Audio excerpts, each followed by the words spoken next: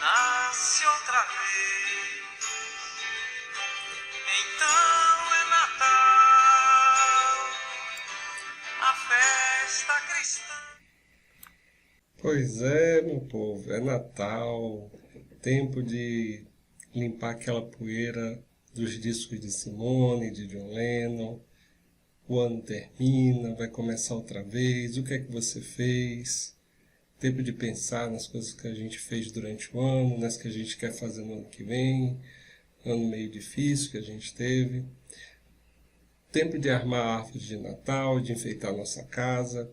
Para que você faz isso? Para que a gente faz enfeites de árvore de Natal? Por que a gente bota símbolos na nossa casa? Você faz isso à toa? Você faz isso mecanicamente? Ou tem um significado? Eu não vou explicar para você porque que todo ano a gente escuta a música de Simone e John Lennon, mas eu vou explicar para você nessa aula por que a gente faz tantas coisas, tantos símbolos que a gente usa no nosso Natal, para que eles servem, o que eles querem nos dizer, o que é que eles têm de valor para a nossa vida. É sobre isso que a gente vai falar hoje, os símbolos do Natal, que significado eles têm na sua vida. A primeira coisa que a gente precisa dizer é que símbolos não são qualquer coisa. Nós acabamos banalizando muito tudo na vida. Nós temos duas possibilidades. A gente pode banalizar a vida ou sacralizar a vida. Só são essas duas chances que a gente tem, essas duas possibilidades. E a gente prefere, por comodismo, muito banalizar a vida, porque a gente não quer muito saber o que significa. E aí, quando você banaliza os símbolos, eles viram como símbolo de Natal só uma decoração, uma coisa que você guarda para no outro ano se colocar. Se é isso que você quer para a sua vida, tudo bem. Mas se você quer saber o que eles têm para te dizer, porque os símbolos querem dizer alguma coisa. Os símbolos guardam, é como se fosse um pacote de presente, já que a gente está falando de Natal, e eles guardam dentro desse pacote coisas valiosíssimas. Que quando você consegue extrair isso de dentro do pacote, de dentro do símbolo, essas coisas te dão o maior tesouro que você pode ter, que é se conectar com você mesmo. Se conectar com a natureza. Quando eu falo de uma natureza, eu estou falando do universo inteiro. Se conectar com as coisas que são realmente importantes para você. Agora, para isso, você precisa ter mais consciência do que é que esse símbolo está querendo dizer. Porque se você não entende, o símbolo é uma linguagem. O símbolo é como se fosse uma língua que você está aprendendo, um dialeto que você está aprendendo. Se você está num país, digamos que você caiu de paraquedas num país que você não sabe falar nada, você vai ter muita dificuldade de entender e se fazer entender. Agora, se você aprende algumas palavras, pelo menos algumas palavras, isso já vai facilitar muito a tua vida. Então, os símbolos, eles são para que a gente aprenda essa linguagem, que é a linguagem da vida. Você já percebeu que tem momentos da sua vida que parece que você não está entendendo o que está acontecendo? É porque a vida está falando em símbolos e você não sabe ler esses símbolos. E aí, essa aula já começa a te dar uma pequena ideia, uma pequena visão de como ler alguns símbolos, esses que a gente coloca todo ano na nossa casa, ou que a gente vê na nossa cidade. O que é que eles querem nos dizer? O que é que eles querem transmitir? Que linguagem é essa que eles querem falar? E aí a gente está falando então hoje dos símbolos de Natal. Para começar, quando a gente está falando de Natal, a palavra Natal significa natividade, ou seja, nascimento. Natal vem de natividade, nascimento. A gente está falando, evidente, do nascimento de Cristo, isso. Mas poderia estar falando do nascimento de outros personagens, porque vários personagens,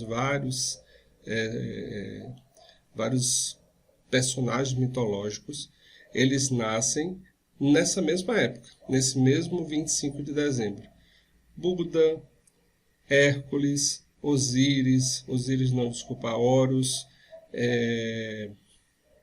Mitra, Apolo, vários outros aparecem mitologicamente nascendo no 25 de dezembro. Muita coincidência, né? Mas não é coincidência. É porque isso já é um símbolo. Esse 25 de dezembro. Na verdade, quando a gente fala de Natal, e a gente associa, evidentemente, nós somos uma cultura cristã, associamos o Natal ao Cristo, mas o Natal, a data do 25 de dezembro, é comemorado muito, muito, muito antes do Cristo. Muito antes do Cristo aparecer, já era comemorado essa data, não com o nome de Natal, mas esta data era celebrada em muitas tradições, muito mais do que você pode imaginar. Praticamente todas as culturas, em vários lugares do mundo, lugares que nem se falavam, celebravam essa data. O 25 de dezembro não é à toa que tantos mitos associam essa data com algo muito especial. O que tinha de especial nessas datas? Todos os povos, em todos os tempos, sempre prestaram muita atenção às mudanças na Terra, as mudanças de estação. Não é à toa, afinal, nós vivemos dentro desse planeta, nós dependemos desse planeta que tem o seu tempo, que tem as suas necessidades, que produz no tempo certo, que tem um tempo certo para colher, para plantar. A própria Bíblia fala isso, né? Há um tempo para colher, há um tempo para plantar, há um tempo para fazer cada coisa na face da terra. Há um tempo para tudo. O tempo e o espaço são duas coisas com as quais nós precisamos saber conviver. E quando a gente fala de espaço e de tempo na Terra, os povos em todas as épocas sempre prestaram atenção nas mudanças climáticas de cada uma das estações.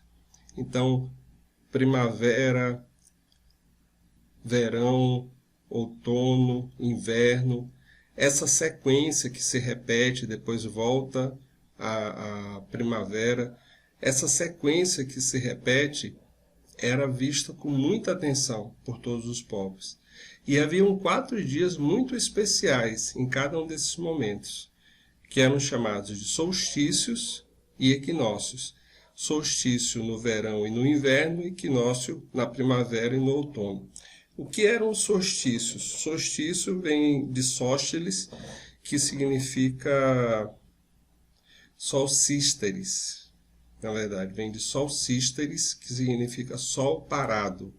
E equinócios, que vem de equinótios, que é noites iguais. Então, esse é o significado desses dois termos. E eles acontecem alternadamente, enquanto que por exemplo, enquanto que no hemisfério norte está tendo o inverno, no hemisfério sul está tendo verão, enquanto que no hemisfério norte vai ter o outono, no hemisfério sul vai ter a primavera, sempre alternando esses dois. Então, portanto, a gente vai ter alternadamente um equinócio de primavera no hemisfério norte, um equinócio de outono no hemisfério sul, e assim sucessivamente. Por que era importante essas variações das estações do ano? Porque era assim que se via como é que se produzia alimento, mas não só por isso.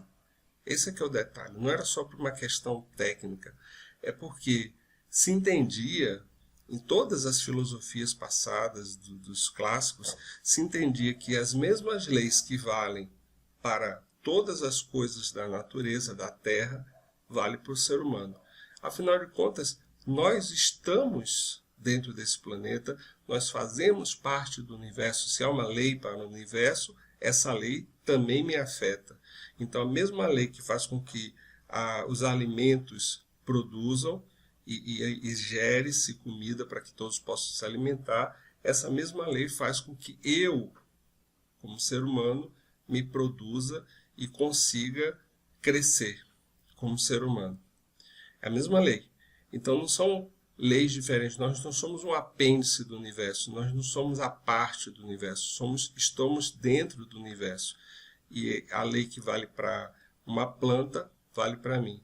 Do mesmo jeito que a natureza precisa de momentos de recolhimento, como no inverno, em que ela se recolhe, em que ela se guarda, para que ela possa internamente produzir para que depois ela possa externalizar isso no verão. Aí a natureza ela tem um momento de se retrair, de introspecção, e tem um momento de expressão, de disposição, de se mostrar. Os dois momentos são necessários. O momento de entrar e o momento de sair.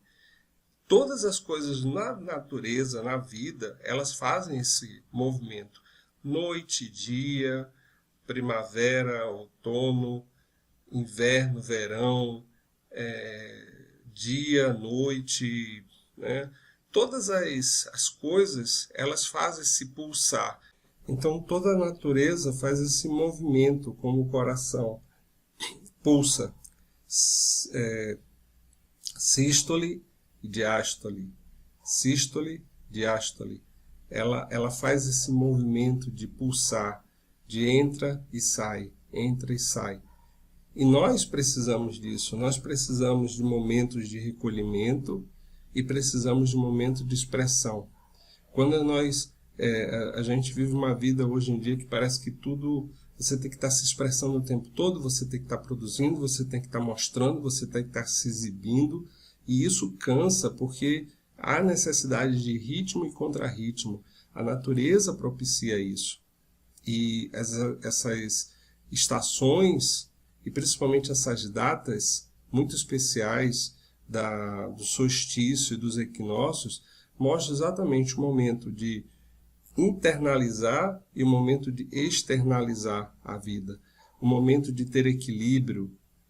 Os equinócios são dias, os pontos onde os dias são mais longos, as noites são mais curtas, e do outro lado os dias são mais curtos e as noites são mais longas. É sempre uma gangorra, é sempre duas possibilidades, sempre uma dualidade, um equilíbrio entre essas dualidades.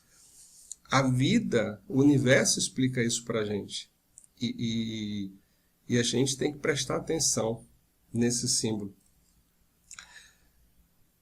O Cristo, que é o personagem que é homenageado pelos cristãos nessa época do ano, porque nasceu para render a humanidade, para redimir a humanidade, o Cristo ele vai morrer lá na frente numa cruz, que também é um símbolo mitológico, porque inclusive não existe nenhum registro, nenhuma dado histórico de que os romanos na época do Cristo matavam os seus condenados em uma cruz. O que era convencional, até mais prático, é que fosse numa estaca. Era a forma como eles faziam, que era um pedaço de madeira inteiro, não era cruzado. O fato de terem associado a cruz ao Cristo é simbólico também. Por quê? Porque ele representa exatamente tudo que está todas as coisas que colocam-se no horizontal está ligado à matéria, tudo que se coloca no vertical está ligado ao espiritual.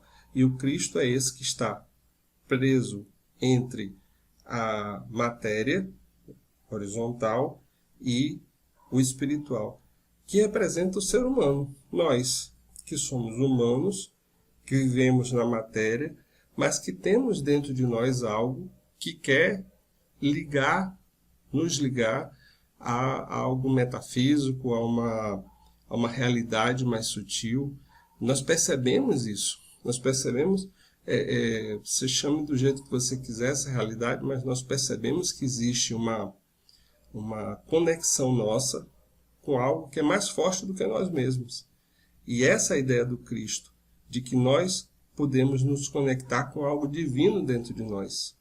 Esse Deus dentro de nós, esse esse entusiasmo, que faz com que quando a gente está ligado na vida, todas as coisas elas funcionam com muito mais alegria, com muito mais disposição.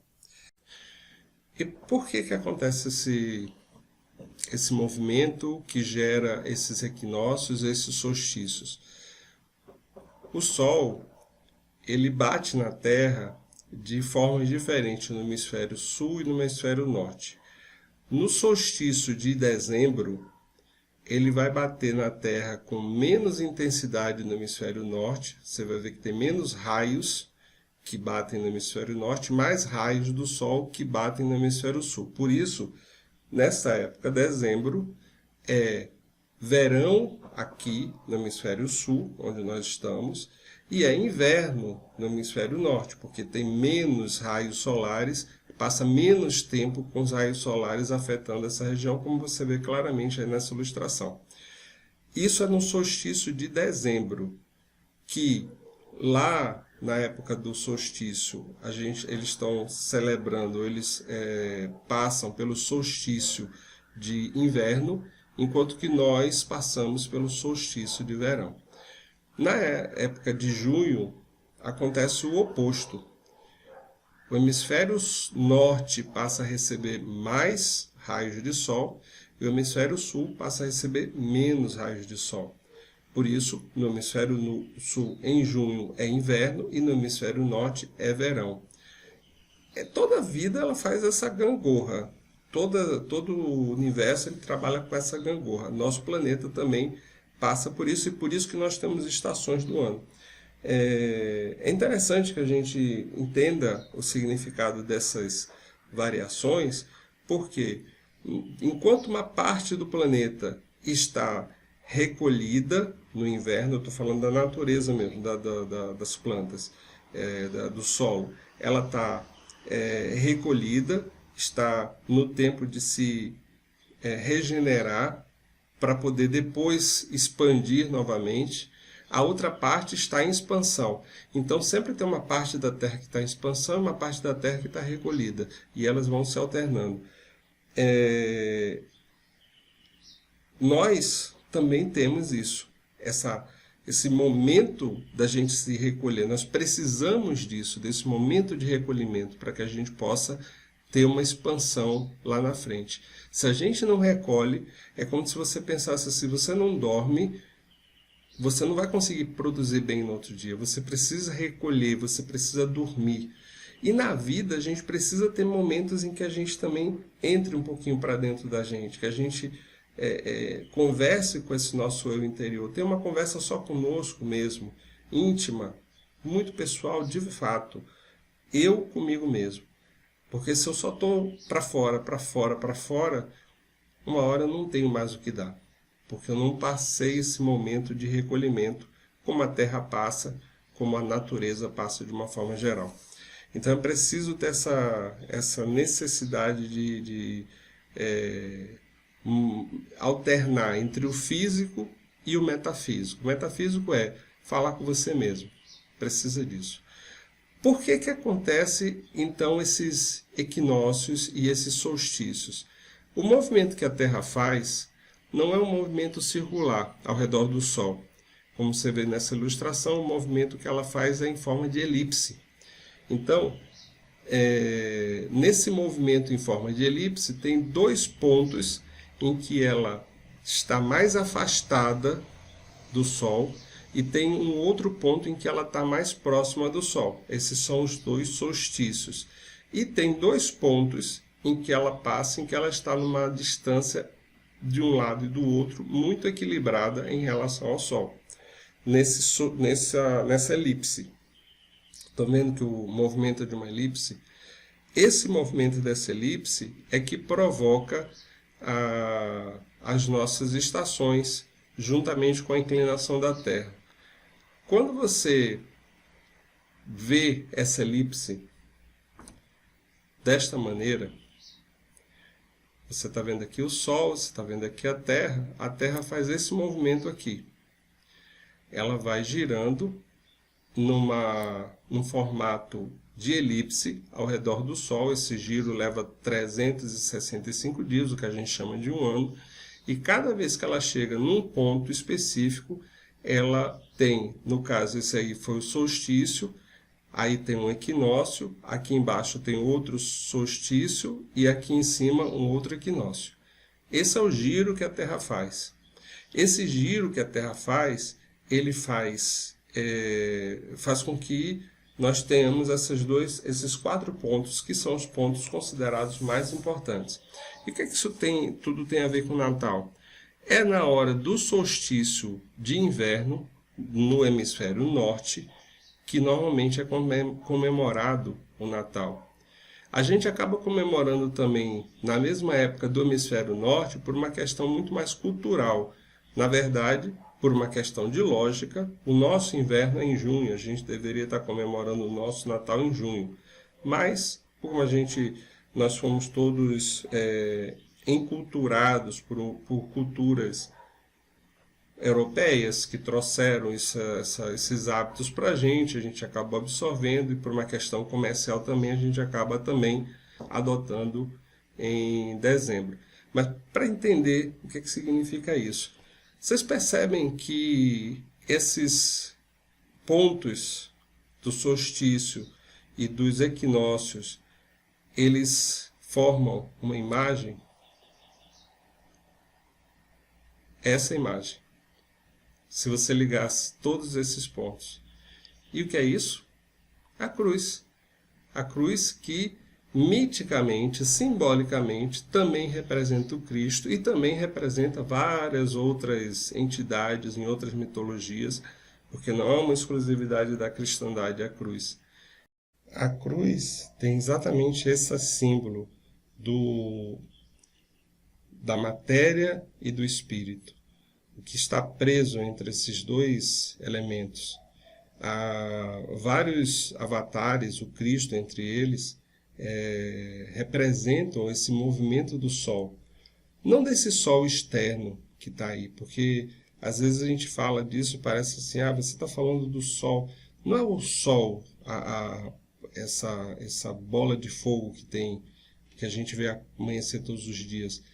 Essa bola de fogo, esse Sol que nós tanto admiramos, que é tão belo ver ao nascer, que é tão belo ver ao se pôr, que dá uma sensação de espanto na gente, ele representa um sol interno. O próprio Cristo disse isso. Vós sois a luz do mundo, deixai brilhar a vossa luz. Há um sol dentro de você, há um sol dentro da gente. E esse sol, ele precisa nascer, ele precisa simbolicamente, ele precisa se pôr e renascer todos os dias, para que eu possa expressar o que eu tenho de melhor. Esse se pôr e renascer não é simplesmente dormir e acordar, é eu saber o momento de eu me recolher e o momento de eu me expressar. A palavra falada no tempo certo é como uma maçã de ouro numa bandeja de prata. Isso está lá no Provérbios. Então, quando você permite essa interiorização, quando você permite esse momento de introspecção, você também vai permitir produzir frutos, como a natureza faz quando ela se recolhe no inverno, ela se fortalece para produzir frutos na primavera e no verão. Ela vai se expressar mais tarde, mas ela precisa dessa interiorização. E o Sol, ele faz esse movimento. Todos esses avatares, eles representam, em algum significado, esse movimento que aparentemente a gente vê do Sol.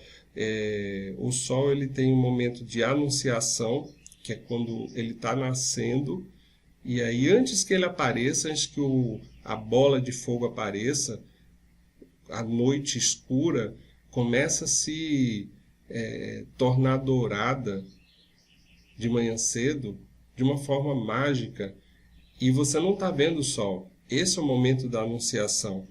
Aí tem o momento da exposição da luz, quando ele chega no seu mais alto ápice e a luz está lá forte. Você sabe que o sol está ali para lhe dar um dia, você poder produzir, fazer tudo o que você faz. Aí ela vai até a noite, quando chega no finalzinho da tarde, ele começa a se pôr, ele desce simbolicamente aos infernos para poder depois ressuscitar no outro dia, ressurgir novamente. Então você vê que é muito parecido com a trajetória de um avatar como Cristo, de um ser tão especial como Cristo. E quando você vê essa imagem que você está vendo aí, quem é católico vai lembrar do Sagrado Coração de Maria, que aparece ele como um coração flamejante, né? essa bola de fogo. Isso é que significa. Várias tradições falam desse movimento quando o Sol parece que está sendo ameaçado. Não, volto a dizer, não é o Sol externo, esse aí já venceu a luta dele, ele vai fazer esse movimento durante muitos bilhões de anos. Esse movimento de se afastar, aparentemente a gente se afasta dele, ele se aproxima, o inverno e o verão sempre vão voltar. É desse movimento que esse Sol externo representa esse Sol dentro da gente. Esse dentro da gente precisa nascer, ele ainda não nasceu. Ele precisa vencer desafios. Em muitas das tradições, inclusive na Bíblia, você vai ver que esses avatares como Moisés, Apolo, Krishna, Hércules e o próprio Cristo tentaram matar eles logo nos primeiros anos de infância, logo no nascimento, né? Hércules aparece 2 serpentes lá no berço dele quando ele era bebê e ele teve que lutar contra essas serpentes e vencer. Moisés houve uma matança de criança e Moisés quase que morria, só não morreu porque a mãe dele colocou numa barquinha, num cesto, para que ele pudesse ficar lá pelo Nilo, e foi achado pela filha do faraó. O Cristo também, quando Herodes sabe que ele está para nascer, manda matar várias crianças na tentativa de matar esse futuro salvador, esse futuro rei que ele achava que ameaçava, que seria o rei de lá, que na verdade o Cristo não tinha nenhuma intenção de reino desse mundo. Ele mais tarde vai dizer: meu reino não é desse mundo. Mas esse sol que está para nascer, ele está sempre ameaçado. Logo no começo, esse sol, essa luz dentro de você, que precisa brilhar, está ameaçada. Você precisa fazer um esforço. Quando a gente vai falar mais tarde dos símbolos das velas, a mesma situação do símbolo das fogueiras. Por que a gente ilumina a árvore de Natal? Por que a gente ilumina muito no inverno, no solstício de inverno, que é o nosso Natal? Por que a gente ilumina tanto? Porque lá no hemisfério norte, essa iluminação significava: eu estou contribuindo simbolicamente para trazer a luz que o sol representa, para que ele possa voltar. É a mesma coisa que aqui no Nordeste, por exemplo, a gente faz aqui na América do Sul, quando a gente, no nosso solstício de inverno, que é o São João, que é na época de junho, a gente também faz fogueiras, fogos, ilumina, porque da mesma forma, intuitivamente, a gente está fazendo esse movimento de trazer luz para que a luz volte, para que o sol volte. Esse então é o sentido, o significado do Natal, da natividade nessa data de 25 de dezembro, esse movimento que o Sol faz, que na verdade quem faz é a Terra, esse movimento que a Terra faz, onde ela consegue ter esses pontos especiais dos equinócios e dos solstícios, mais especificamente o solstício de inverno, e essa luta para que o Sol volte a nascer. Esse Sol fora, esse Sol que a gente vê todo dia de manhã, existe algo equivalente dentro de nós. Esse Sol já resolveu o problema dele, como eu já disse, mas há algo equivalente dentro de nós que precisa nascer. Esse céu externo é só para a gente lembrar. Essas celebrações, solstício de inverno, solstício de verão, equinócio de primavera, equinócio de outono, são só para a gente lembrar desse movimento que é fora, mas que a lei que vai de fora vale para dentro da gente. Deixai brilhar a vossa luz. Para a gente deixar brilhar a nossa luz, a gente tem que se movimentar. Quando a gente fala de movimento, e aí puxando as tradições, mais especificamente pegando uma tradição oriental da Índia, uma tradição hindu, ela vai dizer assim, olha, quando nós nos movimentamos, nós seres humanos nos movimentamos, nós fazemos isso por uma de 3 possibilidades, por uma de 3 motivações. Ele vai dizer que nós nos movimentamos ou por tamas, que é uma palavra hindu, uma palavra em sânscrito, na verdade, que significa, a gente poderia traduzir ela como inércia. Inércia é uma das formas da gente se movimentar. O que é se movimentar por tamas, por inércia? É quando eu faço umas coisas mecanicamente. Quando eu ajo na vida de forma mecânica. Quando eu não sei muito bem porque eu estou fazendo, mas já acostumei a fazer desse jeito que eu sou. É quando a gente tem aquela síndrome de Gabriela. Eu nasci assim, eu cresci assim, eu vou ser sempre assim. Então eu ajo sempre do mesmo jeito porque eu já acostumei. Não é bom, mas está bom, eu já sei como é que é, já faço assim, não penso muito também sobre isso. Isso é tamas, essa inércia. Não é exatamente ficar parado. Eu posso fazer muitas coisas e ser inercial. E trabalhar, e estudar. Por que você faz isso? O que te motiva a fazer essas coisas? Você está fazendo tudo isso, as coisas que você faz na sua vida hoje, você faz sem pensar? Você faz automaticamente? Se você faz, se a resposta é sim, você é movido por tamas. Tamas é aquele sujeito que não quer mudar. Quando chega no momento que diz assim, olha, precisa mudar. Ah, meu Deus do céu, não quero, não gosto, não vou mudar. Para que mudar? Tá bom assim, desse jeito, é ruim com ele, pior sem ele.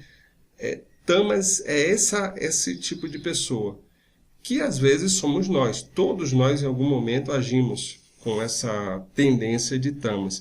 É como se a gente ficasse empacado. A gente não anda. A gente não quer sair do que a gente está acostumado para mudar.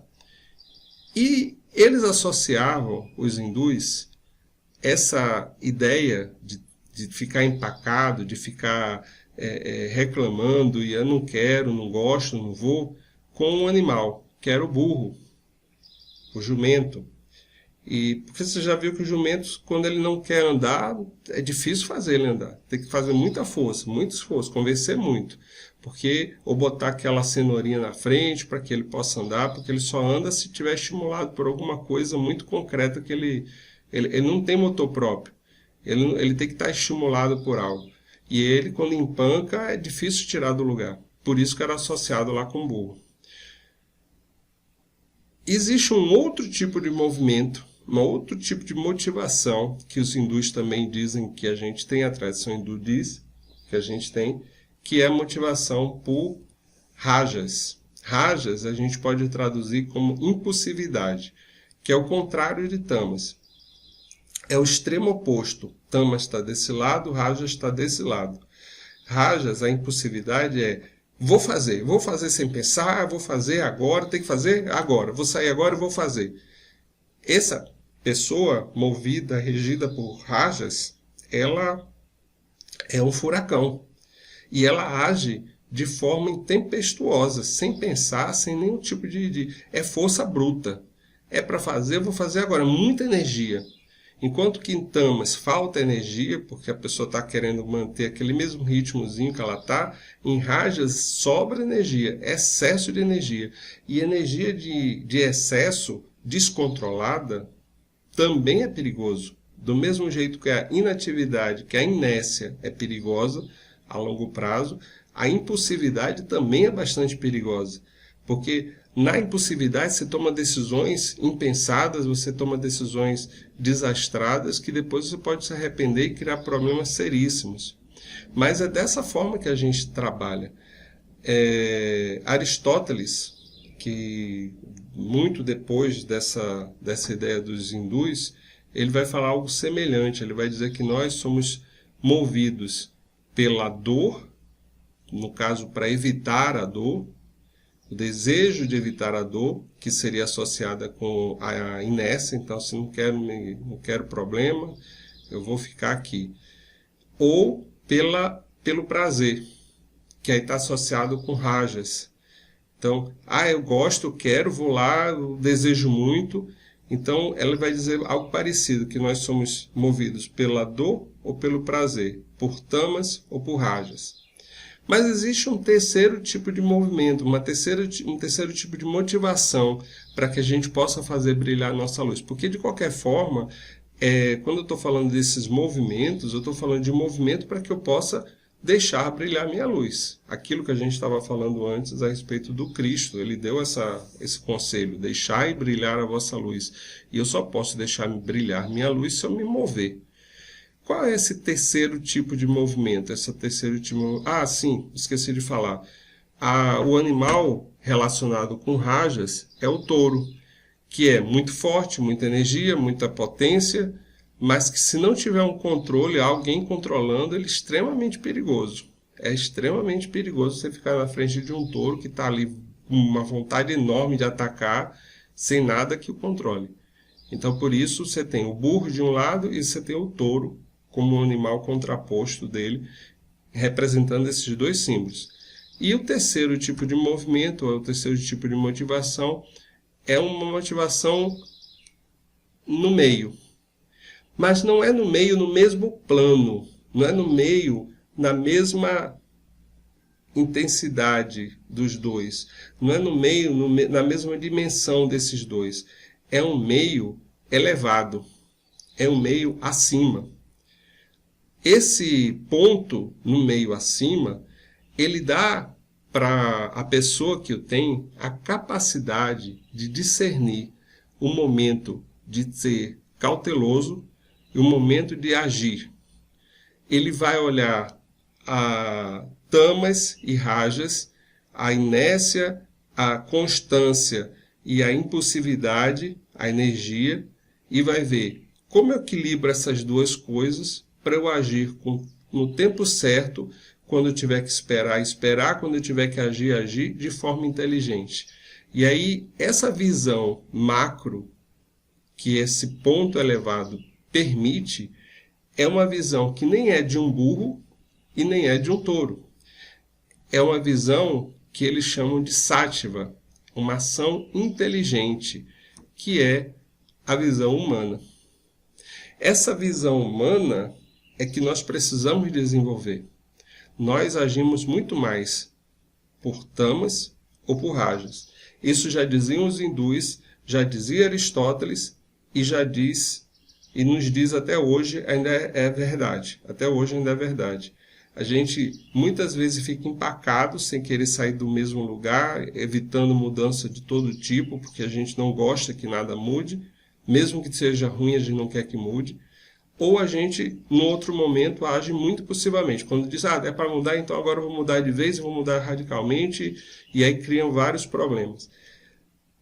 Aristóteles, voltando para Aristóteles, ele vai estar dizendo lá, olha, duas coisas destroem a virtude. Desejar fugir da dor e desejar o prazer. Novamente, inércia e impulsividade, tamas e rajas. Duas coisas destrói. Uma coisa evita que ela seja destruída, a virtude. Aí ele vai dizer a temperança, o que os hindus chamam de sátiva, Aristóteles chama de temperança. Temperança é uma palavra que eu gosto muito porque ela vem de tempero, é a mesma raiz de tempero. E você sabe, se você tiver uma comida sem tempero nenhum, não é boa, não é gostosa. Se você tiver uma comida exageradamente temperada, também não é boa, também não é gostosa. Uma comida boa, gostosa, é uma comida que está bem temperada. Por isso que Aristóteles coloca essa palavra ali. No meio, acima, tempero, sátiva, inteligência, ação inteligente. Isso é do humano. Esse humano que está nascendo em nós. Eu vou contar um segredo para vocês. Nem todo mundo é humano. Muita gente parece humano, mas na verdade as ações dessa pessoa é muito mais de um burro ou de um touro. Nós precisamos fazer com que nasça em nós esse ser humano.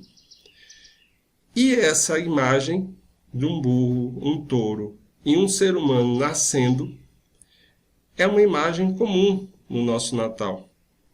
Está lá em todo presépio que você vai encontrar. Um touro, um burro e um ser humano nascendo. Uma criança que ainda está no berço, mas que vai nascer. E que vai nascer com a capacidade de equilibrar esses dois pontos, tamas e rajas. Essa é a nossa proposta humana, equilibrar nossos animaizinhos, domar nossos seres animais dentro do nosso instinto animal dentro de nós, por esse humano que está nascendo. Fazer com que ele cresça, com que ele nasça. Aproveitando essa imagem, um outro símbolo que é muito importante também no Natal, evidentemente, são esses dois aqui. José e Maria, o pai e a mãe do menino Jesus, do Cristo. Esses dois personagens, eles também são simbólicos e também representam algo que a gente deveria lembrar. Nas tradições, de uma forma geral, o homem ele está muito ligado à razão. E José, essa figura masculina, paterna, representa exatamente a razão. A razão é um elemento que nós temos, todo mundo tem razão, tem uma mente que pensa, que raciocina, e que é muito boa, que pode nos ajudar em muitos aspectos. Só que ela tem um problema. A razão, ela só consegue ver as coisas partidas. Ela não consegue ver tudo. Ela vê partes e ela compara essas partes. A razão ela trabalha com dualidades, então ela precisa ver isso aqui é claro porque isso aqui é escuro, isso aqui é assim porque isso aqui é assado. Eu acho isso aqui bom, logo eu acho isso aqui mal. Então ela só consegue ver as coisas através dessa dualidade. Ela não consegue enxergar as coisas por completo. O Paulo, na Bíblia também, o apóstolo Paulo, em algum momento ele vai dizer assim: hoje eu vejo em partes, um dia eu verei o inteiro, eu verei o perfeito, mas hoje eu só vejo em partes. Esse é o homem, o ser humano racional, que vê em partes.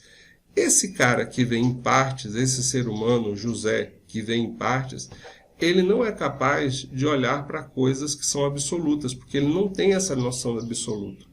Então, quando ele vai ver algo como a divindade, ele não tem condição, a razão não tem condição de perceber a divindade, porque a divindade é absoluta.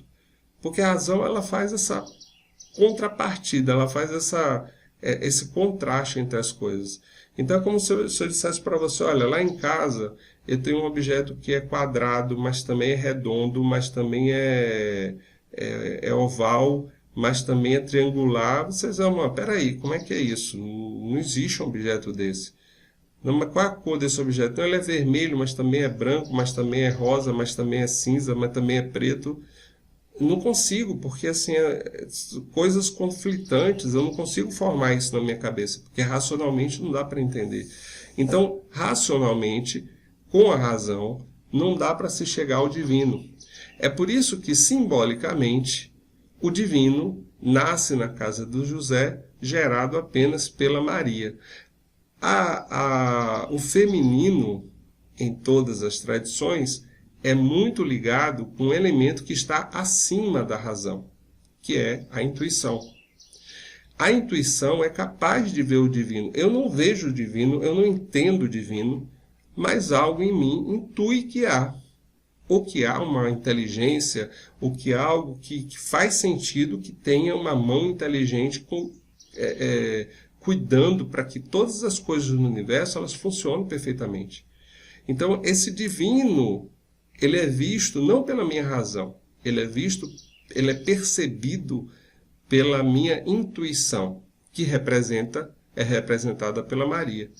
Esse ser que é capaz de gerar o divino em si. Então, quando no símbolo se coloca lá a Maria como sendo a Virgem que gera sozinha o divino, esse divino é exatamente gerado, percebido pela intuição. Mas, na história, o José, ele consegue, ele entende que o divino está ali. E ele entende que foi gerado pela Maria. Se ele fosse só razão, se ele só olhasse as coisas do ponto de vista da razão, ele não tivesse nenhuma relação com essa intuição, ele não perceberia o divino, ele rejeitaria o divino. Ele dizia, esse filho não é meu, não foi eu que gerei, Eu não vou assumir esse filho porque não foi eu que gerei. Mas como ele está casado com a intuição, como ele se associa com a intuição, que é Maria, através dela ele consegue ter o divino em casa. E através dela ele consegue trazer esse divino e cuidar desse divino e fazer com que e dar o necessário para que esse divino se desenvolva. Ele aceita o divino, mesmo não sendo seu filho direto. Esse símbolo significa a razão que está casada com a intuição. Esse casamento é muito importante. Einstein dizia que ele pensava e não tinha resposta. Quando ele parava de pensar, vinha. O que é que ele está querendo dizer? A intuição. Ele intuiu a lei da relatividade, por exemplo, outras coisas. E aí ele viu. Essa intuição é uma visão direta. Ela não passa pela mente, ela não passa pelo raciocínio. Ele viu, ele percebeu. Depois que ele percebeu, ele desce para a razão, e aí com a razão ele tenta explicar o que foi que ele viu, o que ele entendeu. Aí passou a vida inteira tentando explicar, até hoje a gente está tentando entender o que é que ele viu. Mas ele viu com a intuição. Essa relação da Maria e do José como pais do divino, como pais do Cristo. Um outro símbolo muito lembrado na época de Natal são os 3 reis magos, com seus presentes, ouro, incenso e mirra. Hoje em dia tem muita gente até que brinca, né, com essa história dos presentes, muitas sketches de internet, né, que brincam com isso. Por que não só deu ouro, né? Deu incenso e mirra? É exatamente essa questão da gente banalizar muitas coisas, materializar muitas coisas, ter uma relação muito material, muito mercantilista com as coisas. Esse símbolo dos reis magos e desses presentes tem um significado. Primeiro, os reis magos eram sábios. Na verdade, nem eram reis. Essa tradição católica que vai dizer que eles eram reis. Na verdade, eles eram magos.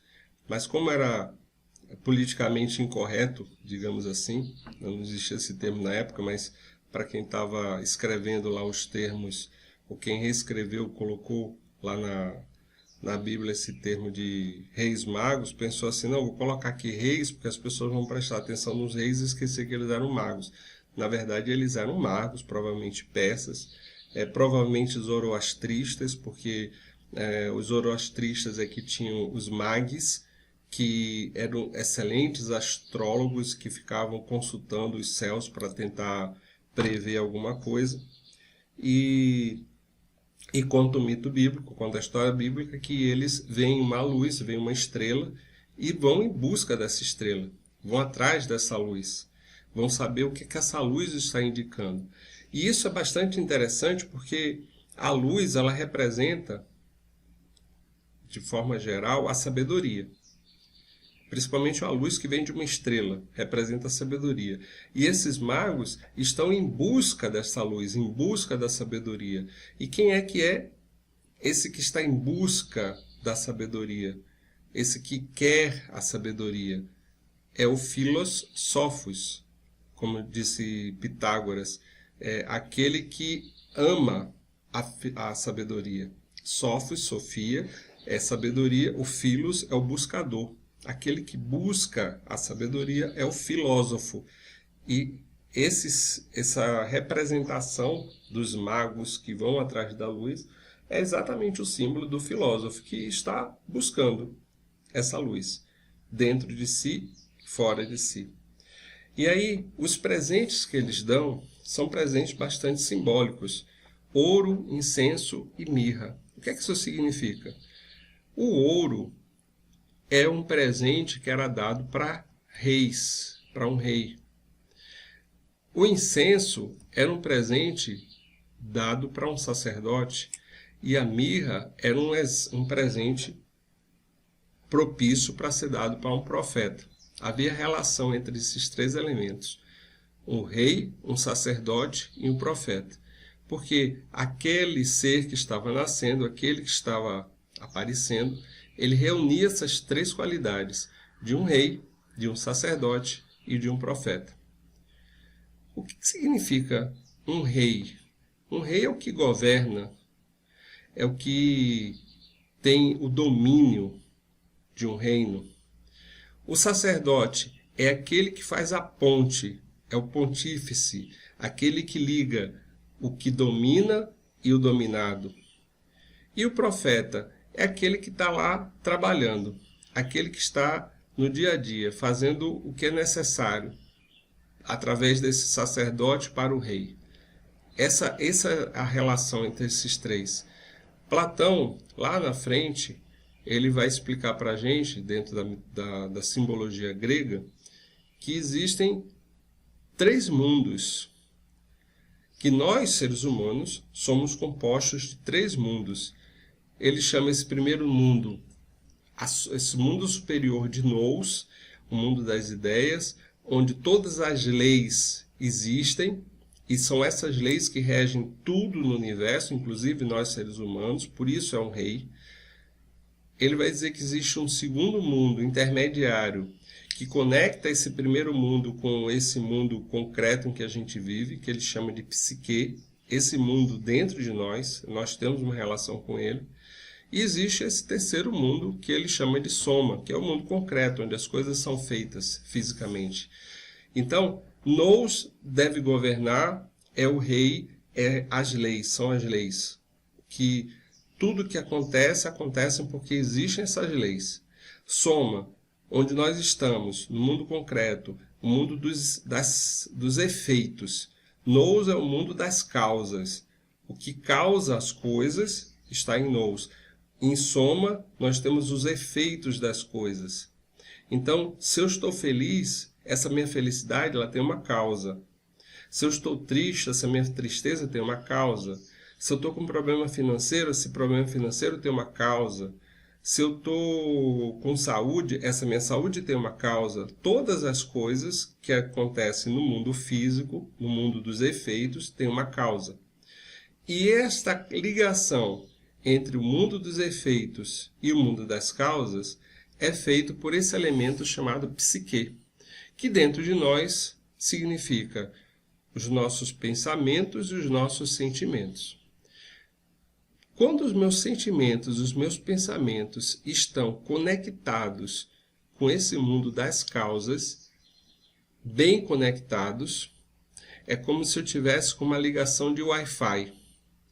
A conexão, quando eu digito a senha lá e conecto. Quando eu conecto com esse mundo das causas, eu tenho melhores resultados no mundo dos efeitos. Quando esse mundo dos efeitos soma, está dando tudo errado, é porque eu não consegui fazer essa conexão. Porque esse pontífice não está funcionando. Então, esses presentes não eram à toa. Eram presentes que significavam esse ser que consegue fazer essa ligação entre o que ele pensa, mundo das causas, Nous, entre o que ele sente, psique, e entre o que ele faz.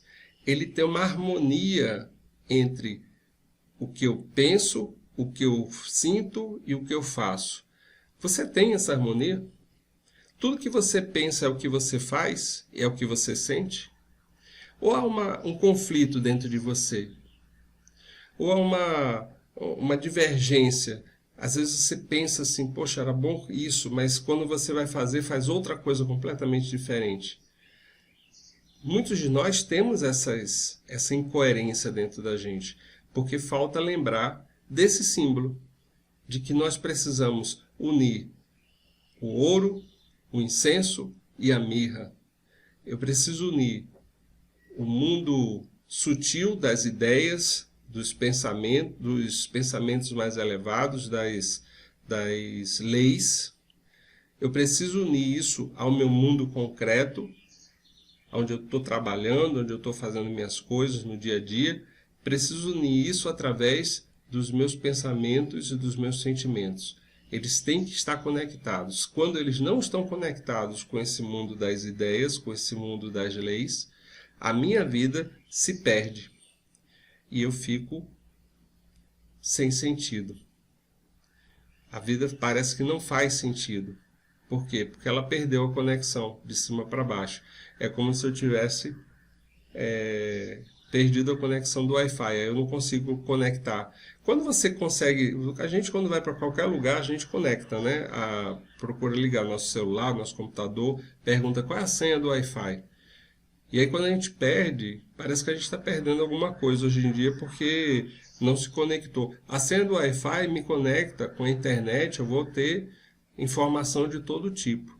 Imagine você poder se conectar com esse mundo das ideias, onde não tem só informações, mas tem sabedoria de todo tipo, para que toda decisão que você for tomar, ela seja baseada no melhor que você conseguiu recolher da sua vida.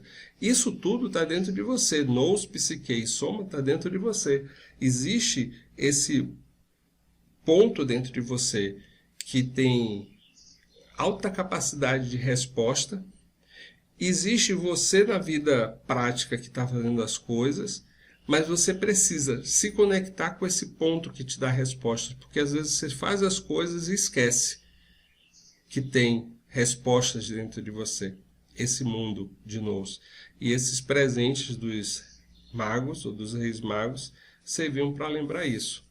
Então lembre-se, pensar, sentir e agir de forma coerente.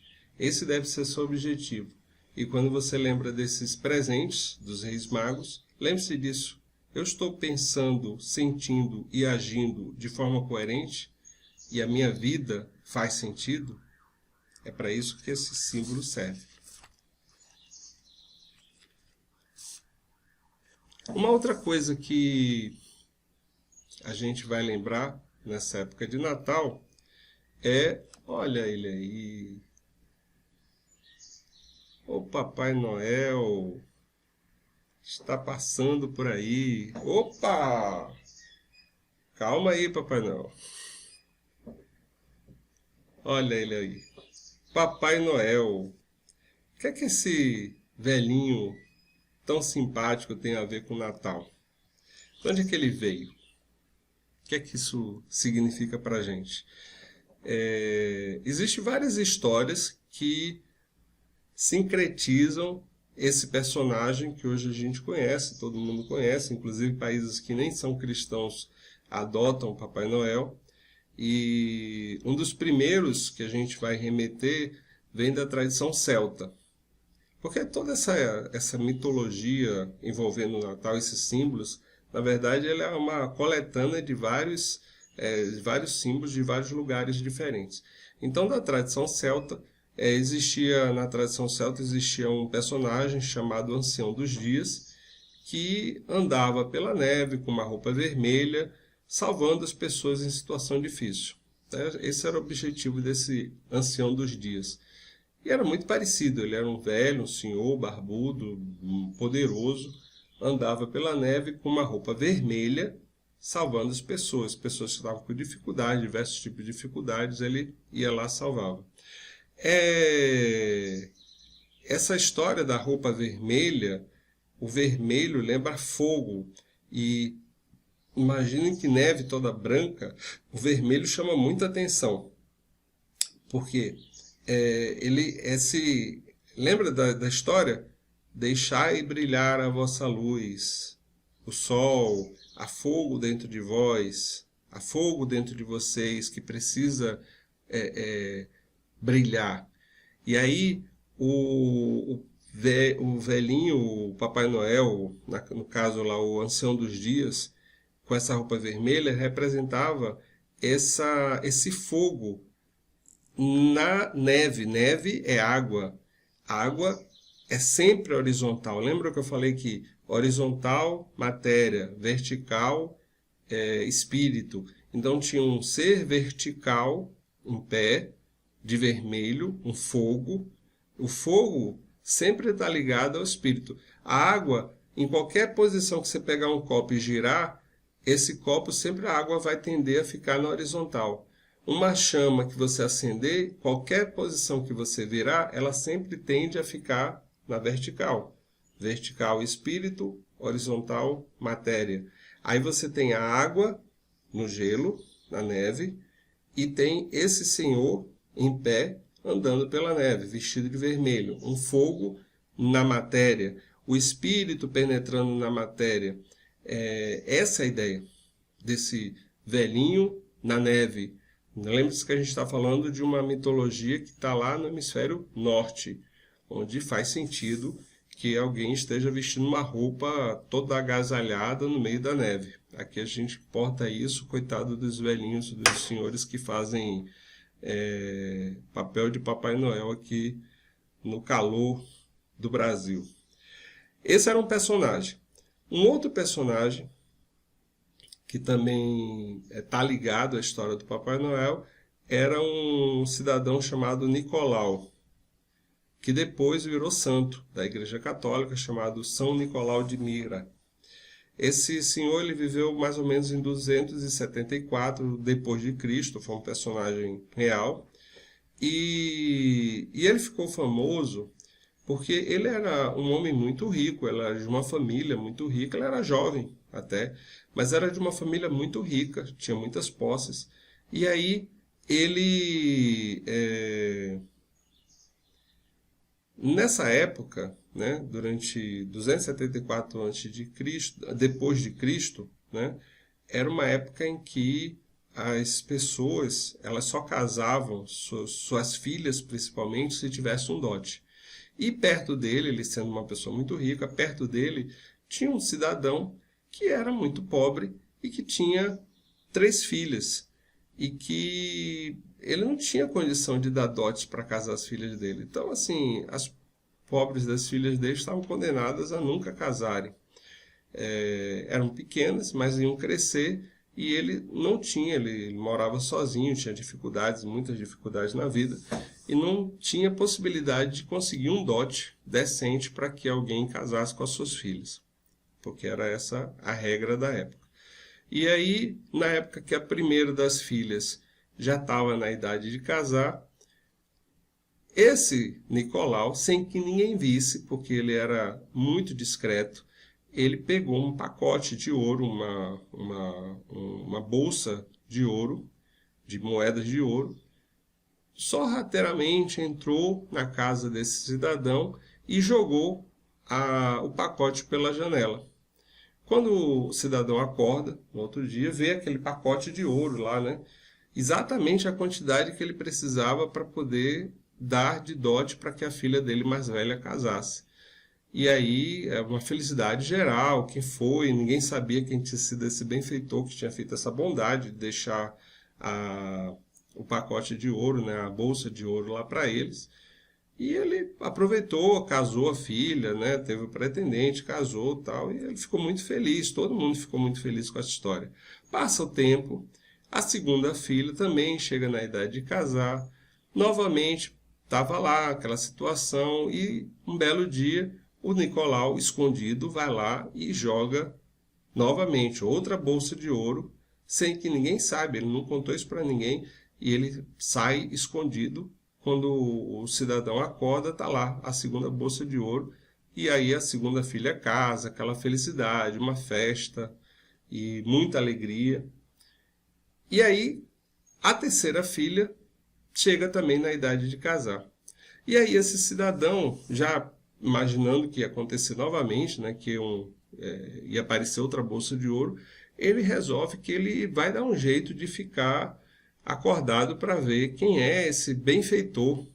E aí ele fica várias noites lá esperando que alguma coisa aconteça. Uma bela noite ele vê e descobre que é o Nicolau, seu vizinho, muito rico, muito bondoso, que estava fazendo esse ato de generosidade, casando, dando a ele a possibilidade de casar suas filhas. E aí, a partir daí, ele conta para todo mundo que ser mais bondoso era isso, que além de fazer um ato de tanta generosidade, nem sequer estava querendo ser reconhecido, fazia tudo no anonimato. E aí esse junta lá a história do Ancião dos Dias, vestido de vermelho, mais o Nicolau, que depois virou São Nicolau, com a ideia do saco de ouro, que depois virou um saco de presentes, aí vai adaptando. Aí surge o Papai Noel, que Noel é a palavra francesa para Natal. Então, Papai Noel vira uma expressão francesa que acaba sendo exportada para muitos países, inclusive Brasil, em outros lugares nos Estados Unidos chama Santa Claus. Cada um tem uma sua forma de chamar, mas o personagem é sempre esse.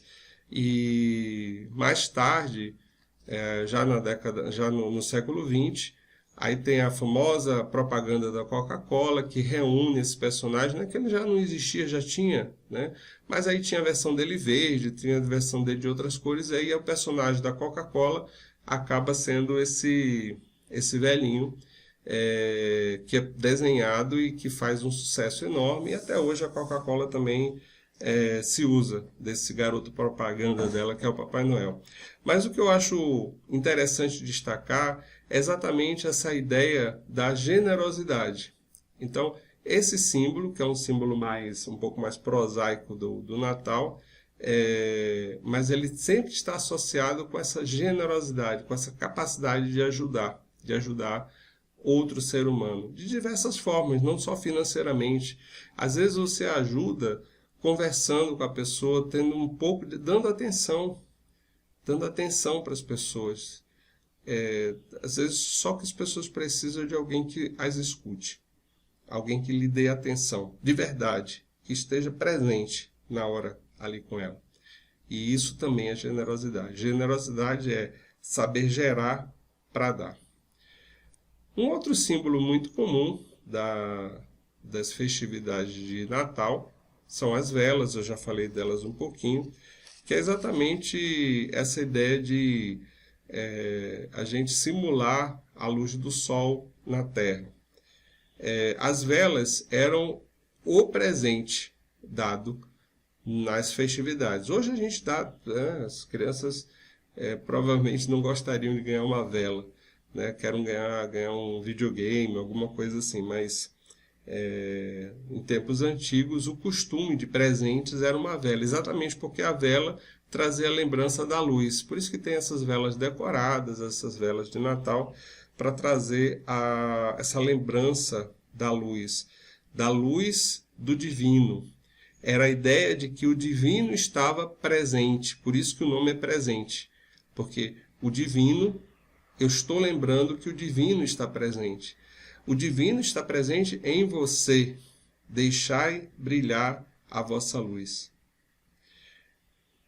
Dentro de nós há esse divino, há essa luz, há esse brilho que precisa sair.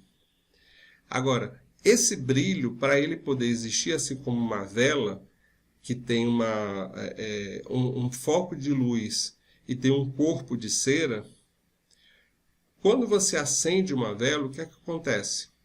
Esse corpo de cera lentamente começa a se dissolver. Se você não acende a vela, às vezes a gente ganha aquelas velas bonitas, né, e quer guardar e deixa o ano inteiro lá guardada. Se você não acende a vela porque você achou ela muito bonita e quer guardar, o que é que acontece? Com o tempo ela começa a se ressecar, rachar, e não vai ficar mais bonita, ela vai ficar feia, até que você joga fora. Só que você joga fora e ela nunca pôde deixar brilhar a luz dela. Ela nunca pôde deixar brilhar a sua luz. Olha que tristeza. Que tristeza imaginar que eu possa acabar a minha vida e nunca deixar brilhar a minha luz, porque a minha personalidade é a minha vela. O meu corpo físico, a minha energia, os meus pensamentos, os meus sentimentos, isso tudo é minha vela. Tudo isso vai acabar, de uma forma ou de outra. Se eu nunca deixar brilhar a minha luz, eu vou ressecar, eu vou envelhecer, eu vou acabar, eu vou morrer e nunca vou deixar uma luz para que alguém me veja. Isso é muito triste. Eu nunca vou iluminar a vida de alguém. Às vezes uma palavra que você diz ilumina a vida de uma pessoa. Às vezes uma atitude mínima que você tem ilumina a vida de uma pessoa, dá luz para a vida de uma pessoa. Mas para isso, você precisa dar da sua personalidade. Como eu disse, isso é generosidade. Eu gerar para dar. Meu corpo físico, minha energia, elas vão ser consumidas, eu queira ou não queira, de uma forma ou de outra. Se eu posso escolher que elas sejam consumidas, eu fazendo o melhor de mim, dando o melhor de mim, se eu posso cumprir essa missão de dar o melhor de mim, por que eu vou abrir mão disso? Porque você vai abrir mão disso. Você pode fazer diferença na vida das pessoas. É possível.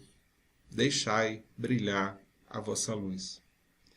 Por falar em luz, um outro elemento muito presente nas nossas noites de Natal, nas vésperas de Natal, é a estrela de 5 pontas. Essa estrela que fica lá em cima da árvore de Natal, geralmente, né, ela fica lá em cima da árvore de Natal, ela é muito representativa também. Ela tem 5 pontas porque ela representa as 5 dimensões humanas. Do que você está falando, Robson? Quando tudo que vai se manifesta, sai da unidade, que é o uno, que é Deus, que é tudo. Esse uno, para se manifestar, ele se manifesta no 2, espírito e matéria. Esse espírito e matéria não é essa matéria que a gente está vendo, não é algo ainda muito sutil, muito elevado. Esse espírito e matéria ainda precisa de algo que se expresse. E aí ele vai se expressar no 3, espírito, matéria e forma. Essa tríade, espírito, matéria e forma, para se expressar, ela precisa se expressar no 4, que é, simbolicamente, a nossa personalidade. Corpo físico, energético, emocional e mental. Alquimicamente, esses quatro elementos são terra, água, ar e fogo. Os 4 elementos que são produtos dessa expressão. Meu corpo, minha energia, minhas emoções e a minha mente. Mas essas 4 coisas precisam de uma cabeça, precisam de algo que esteja acima dessa necessidade de sobrevivência, porque todas essas 4 coisas existem para sobreviver. Precisa de uma cabeça que esteja acima disso. Leonardo da Vinci fez um desenho que representa exatamente a ideia dessa estrela de 5 pontas, desse ser humano em formação. Você conhece como o homem vitruviano. Esse homem que se conecta ao mesmo tempo com o quadrado da matéria e com o círculo do espírito. Ele tem essa dupla conexão. Ele é capaz de estar atuando na matéria, mas está ligado ao espírito. Por quê? Porque ele tem uma cabeça humana. Ele tem essas 5 pontas. Ele está conectado a essas 5 pontas. E esse é o simbolismo da estrela de Natal.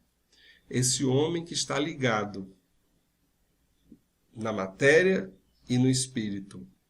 Este homem que está na cruz, entre o material e o espiritual.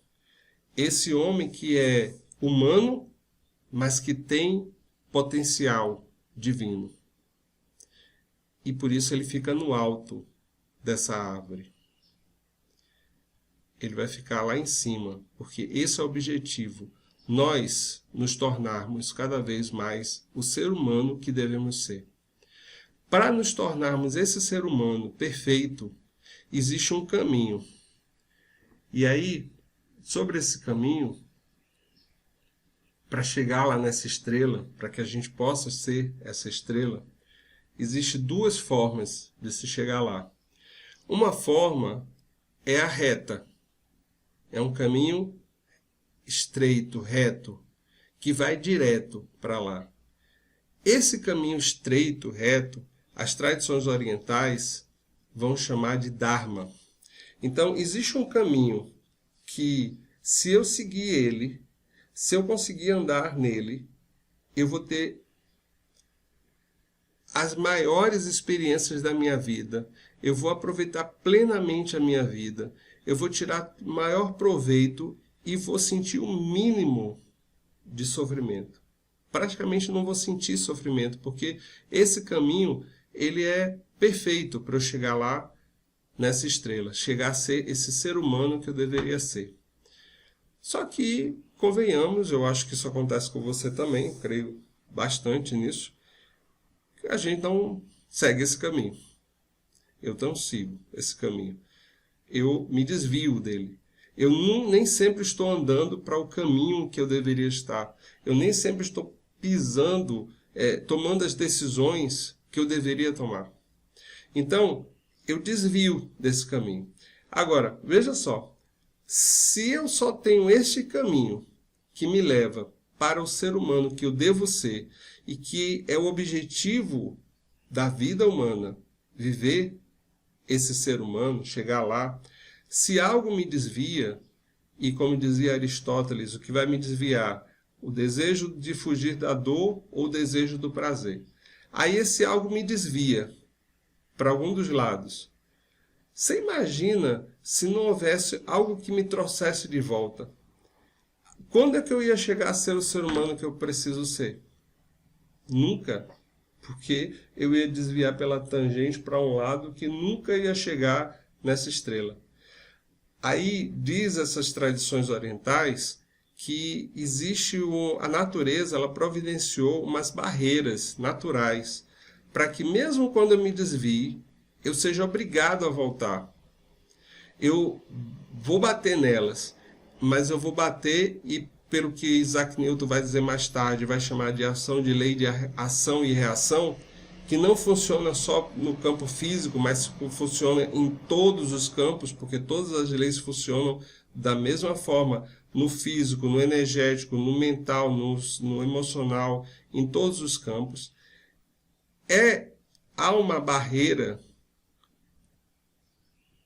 lateral ao redor desse eixo principal que os orientais chamam de karma. Esse karma, que aqui no Ocidente é muito mal falado, porque a gente entende karma como sendo algo negativo, é esse karma que não permite que eu me afaste muito do caminho, do que eu deveria, para que eu chegue a ser o que eu deveria ser. Então, o que acontece? Eu vou continuar errando o caminho. Eu vou errar o alvo. Inclusive, como a gente está falando de uma tradição que é muito ligada à história bíblica, a gente está falando de Cristo, e quando a gente está falando de religião se fala de pecado, a palavra pecado, ela significa errar o alvo. Ou seja, eu desviei, eu saí do alvo, o alvo está lá. Aí eu vou para cá. Opa, desviei. Esse errar o alvo, esse pecado, que os orientais chamam de karma, karma negativo, karma positivo, ele vai bater nessa barreira. Essa barreira não me deixa passar muito disso, porque na hora que eu bato, olha só, se eu estou aqui e bato, o que acontece? Eu empurrei a parede me empurrou de volta. Lei de ação e reação, Isaac Newton. Só que quando eu bato, dói. Porque eu bati aqui. Eu estava pensando que ia passar direto e bati para ter que voltar. É essa dor de bater para voltar que Buda vai falar lá na frente que, nesse caso, a dor é veículo de consciência. Porque a dor está me trazendo de volta. Está fazendo, olha, você desviou demais de onde você tinha que ir. Você desviou demais de você mesmo. Você está se afastando muito de você mesmo. Volta. E aí, todos nós temos esses momentos. Todos nós temos esse momento em que a gente dá uma pancada na vida que a gente, caramba, por que eu estou fazendo isso? Eu tenho que voltar. Por mais alienado que você seja, você vai dar essas pancadas. A vantagem de se ser filósofo é a possibilidade, nem sempre acontece, mas a possibilidade de você, antes que dê a porrada mais forte, você, opa, peraí, deixa eu voltar logo, já que eu tenho que voltar mesmo, deixa eu voltar. Conscientemente, não ter que dar essa porrada. A vida fica um pouco mais fácil. Mas esse caminho de bate aqui, e aí quando eu bato ali, o que é que acontece? Ação e reação, me joga para o outro lado. E quando eu bato do outro lado, vai para o outro lado. E assim sucessivamente. Dessa forma, eu vou de pancada em pancada, de batida em batida, de sofrimento em sofrimento, mas eu estou evoluindo. Eu estou chegando lá. Um dia, mesmo com todas as porradas da vida, eu vou chegar lá. Na tradição bíblica, na tradição cristã, essa história que eu contei para vocês é colocada como: estreito é o caminho que conduz à vida, largo é o caminho que leva à destruição, porque leva a porrada, a sacrifícios, a muita dor, mas você está evoluindo de qualquer forma. E vocês viram o que é que formou? A estrela lá em cima, a haste central, esse movimento de vai e vem, forma a nossa árvore de Natal. Esse é o simbolismo da árvore de Natal. É assim que ela deve ser vista, como essa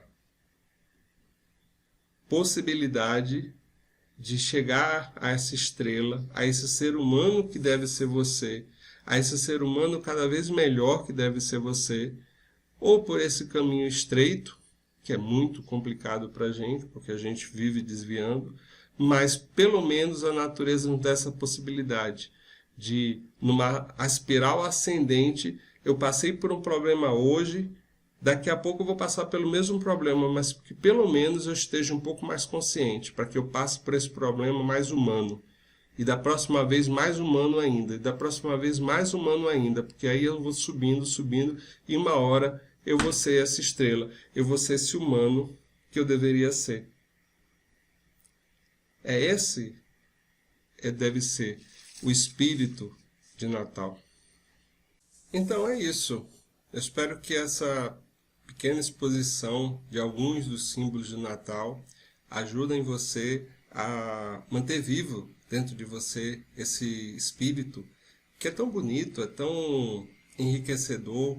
É um momento em que parece que as pessoas ficam mais propícias, mais abertas ao amor, à fraternidade, ainda que haja muita relação comercial, ainda que haja muitos interesses envolvidos, mas é um momento em que as famílias costumam se reunir, em que as pessoas que às vezes não se veem há muito tempo se veem.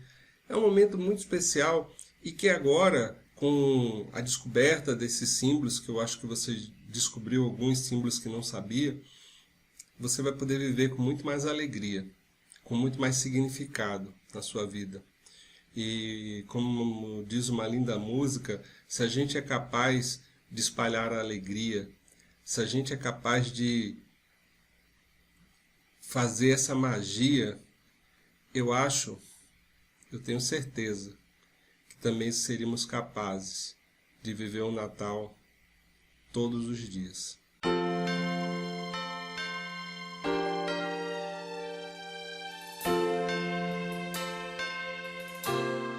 Um clima de sonho se espalha no ar.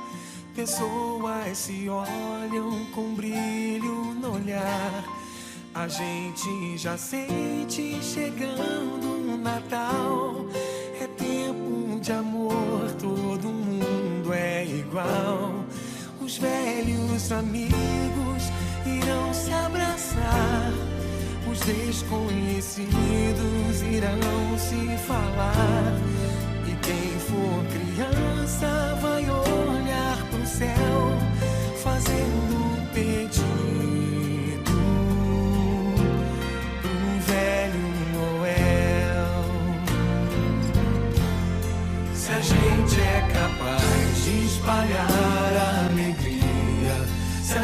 gente é capaz de toda essa magia, eu tenho certeza que a gente podia fazer com que fosse Natal todo dia. Se a gente é capaz de espalhar alegria, se a gente é capaz de toda essa magia, eu tenho certeza que a gente podia fazer com que fosse Natal todo dia.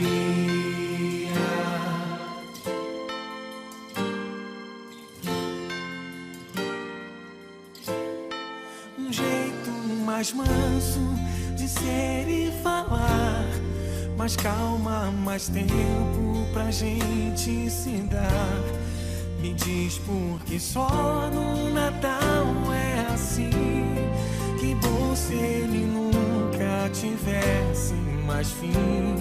Que o Natal comece no seu coração, que seja pra todos sem ter distinção. Um gesto, um sorriso, um abraço, o que for, o melhor presente é sempre um amor. Se a gente é capaz de espalhar a alegria, se a gente é capaz de toda essa magia, eu tenho certeza que a gente podia fazer com que fosse Natal todo dia. Se a gente é capaz de espalhar a alegria, se a gente é capaz de toda essa magia, eu tenho certeza que a gente podia fazer com que fosse Natal todo dia, Natal todo dia, Natal todo dia, Natal todo dia,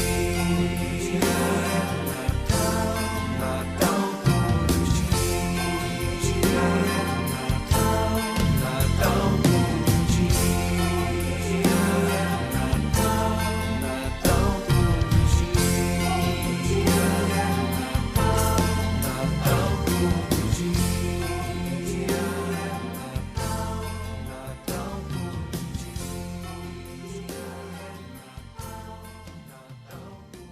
Que o Natal nasça primeiro no seu coração.